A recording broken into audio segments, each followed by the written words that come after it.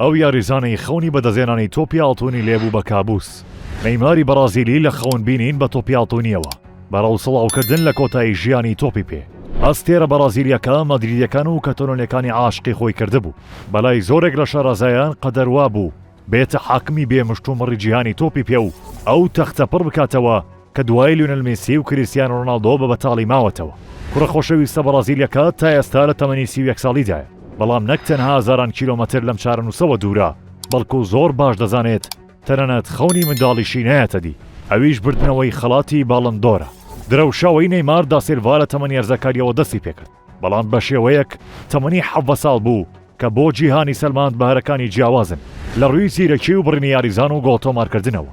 بۆیە دوای وەستانی گەورەیانەکانی جیهان لە دەرگای سانتۆس، یاریزانەکە لە ڕێگەی بەرشلۆنەوە لە ساڵی 2013دا هاتە ئەوروپا.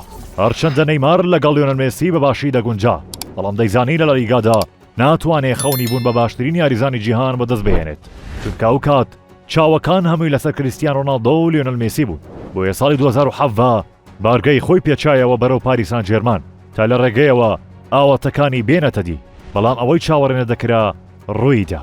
نەیمار نەک تەنها ئەوەی دەویست بەدەستی نەهێنا، تەنانەت نەیتوانی پاریس بگەێنێتە باشترین ئاست و ببێتە سەرکردەی یانەکە و چامپیۆنز لیگیان بۆ بەدەست بهێنێت.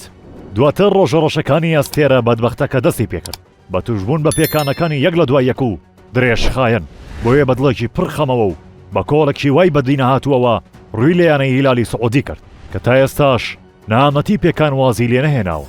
لێرەوە سەماکەرەکەی سامبا بەناڵەستە خۆ بە خۆشەویستان و سەرسامانی ڕاگەیاندووە. ئیترمۆمی تەمەنی تۆپی پێی منیش ڕوو لە توانەوەیە و داوای لێبوردن بۆ ئەو هەموو چاوەڕوانەی بۆ من هەتان بوو. ئێمەش دەپرسین وەک عاشقێکی تۆپی پێ تا چەند دڵتەنگی بۆ هیوا بەدینە هاتووەکانی نەیمار.